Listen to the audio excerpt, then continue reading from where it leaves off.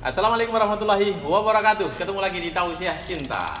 Di segmen ini saya akan berbagi sesuatu yang bermanfaat bagi Anda. Bagaimana menentukan nikah dulu atau meniti karir lebih dahulu.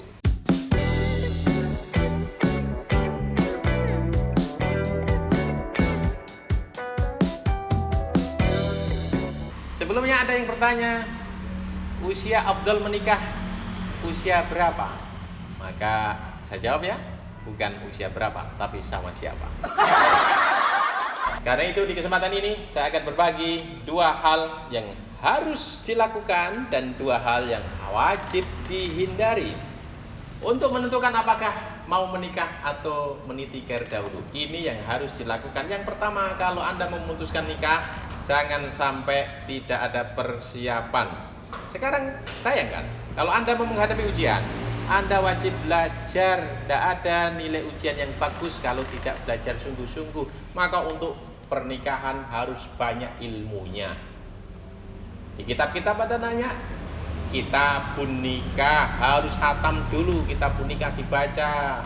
Kemudian ada ikut banyak kursus namanya pranikah atau prewedding. Prewedding bukan hanya foto berdua dengan ngambil angel foto yang romantis, bukan itu, tapi lebih baik bagaimana ilmu-ilmu yang harus dipersiapkan untuk masuk ke jenjang pernikahan. Anda juga pernah pergi ke luar kota, apalagi kalau traveling luar negeri, dibutuhkan ongkos nikah. Ini perjalanan, tidak mungkin Anda berangkat nekat tanpa bekal, tanpa ongkos. Perjalanan paling panjang dan paling lama adalah pernikahan. Sejak nikah sampai nanti Anda dikaruniai anak cucu, itulah sebuah perjalanan. Dan ingat, perjalanan paling menyakitkan adalah ketika teman perjalanan kita tidak seiring, tidak sejalan. Karena itulah yang paling penting tadi, persiapan. Jangan sampai tidak ada persiapan. Persiapan ilmu wajib, persiapan mental, persiapan psikologi, persiapan modal finansial. Karena itu Rasulullah mengatakan, ya ma'syarus sabab, wahai pemuda-pemuda semua, man istata'a minkumul ba'ata falyatazawwaj. Siapa di antara kalian yang sudah punya bekal nikah, segera menikah. Al-ba'ah itu artinya bekal, ada ongkos untuk biaya pernikahan dan kebutuhan pasca nikah. Jadi kalau Anda laki-laki gagal menjadi pria yang tampan, jadilah pria yang mapan. Kalau ini sudah tercukupi, lanjut.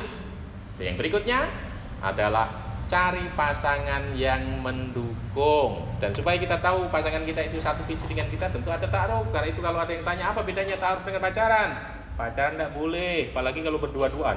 Kalau ada lagi perempuan berdua, yang ketiga adalah setan.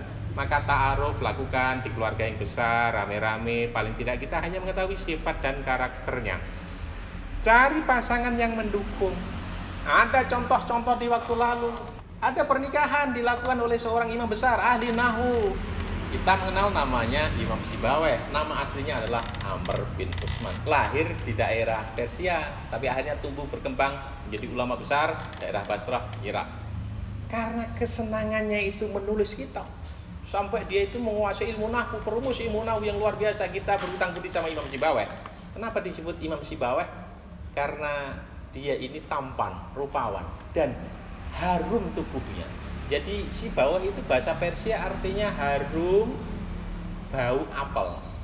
Karena itu banyak perempuan-perempuan yang ingin dinikahi oleh Imam Sibaweh.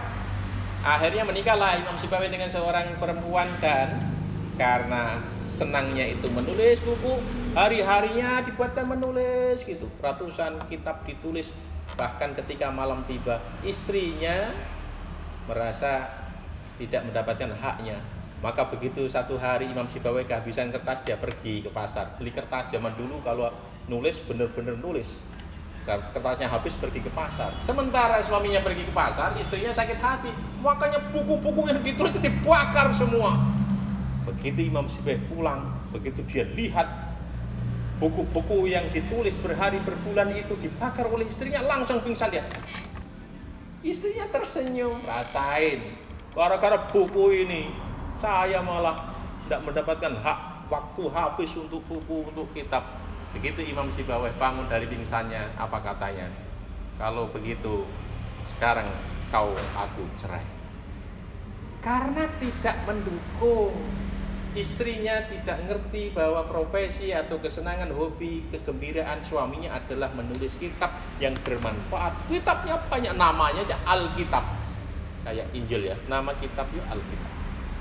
Maka beda dengan Imam Sibawayh. Imam Syafi'i ini mengerti bahwa apa yang menjadi kesenangan dia adalah ilmu, mencari ilmu, menulis buku terus gitu. Dan itu kalau Anda sampai di makam Imam Syafi'i ada di Mesir sana, di masjid besar, maka di atas masjid Imam Syafi'i itu ada miniatur kapal. Apa artinya? Beliau ini seorang yang suka berlabuh mencari ilmu dan ilmunya itu tabakhur fil ulum, seperti samudra luasnya. Maka mengenali bahwa dirinya itu senang dengan ilmu, ketika di usia yang sudah dianggap cukup, maka Imam Syafi'i bikin pengumuman lah, ini boleh kalian tiru. Apa yang ditulis Imam Syafi'i? Saya sedang mencari istri, tapi kriterianya harus mencintai ilmu, ngerti profesi saya sebagai seorang pengajar, dan nanti harus mau membuat makanan, minuman untuk santri-santri saya semua. Jadi kesenangan Imam Syafi'i itu berbagi. Kalau dia ngajar, santri-santrinya dikasih makanan.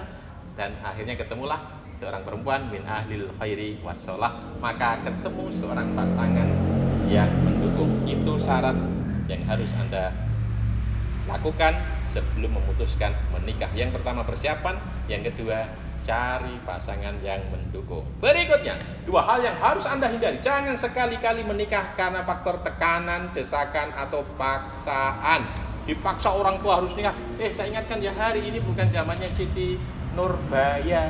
Hari ini sudah zamannya Siti Nurhaliza. Kok masih Anda merasa ditekan, dipaksa, didesak oleh orang tua? Maka jangan memutuskan menikah karena faktor desakan, paksaan, atau tekanan. Yang kedua, kadang-kadang orang menikah karena faktor emosional. Semua teman-temanku udah menikah, apalagi kalau sebentar lagi lebaran.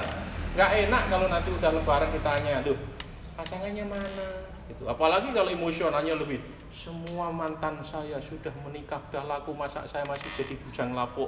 Nanti dibilangin saya itu jomblo sejati. Akhirnya dia mau memutuskan untuk menikah. Itu faktor emosional yang harus dihindari kalau Anda menikah. Karir penting. Kalau sudah saling mengenal, itu dua-duanya malah bisa menjadi pasangan yang saling mendukung, supaya karir jalan dan hubungan kalian bisa harmonis. Terakhir, mumpung Ramadan, perbanyaklah ibadah. Kan ini belum punya keluarga, nggak disibukkan oleh kebutuhan rumah tangga. Perbanyak ibadah sebanyak-banyak, bisa jadi tahun depan Anda sudah menikah. Yang kedua, bantu orang tua. Bantu apa saja kesibukan dan kebutuhannya, karena tidak disibukkan oleh kebutuhan domestik, nggak ada istri, nggak ada anak. Maka supaya banyak ibadah, supaya bisa membantu orang tua meskipun sendirian, setiap pagi jangan sampai telat sahur. Makanlah sahur, dan begitu sudah adzan maghrib segera berbuka. Berbukalah dengan yang mau, karena yang manis belum tentu mau sama kamu. Demikian, semoga bermanfaat. Jika Anda merasa bermanfaat dengan tayangan ini, jangan lupa subscribe, bunyikan tombol lonceng supaya Anda selalu mendapatkan notifikasi dari setiap tayangan yang bermanfaat. Terima kasih. Assalamualaikum warahmatullahi wabarakatuh.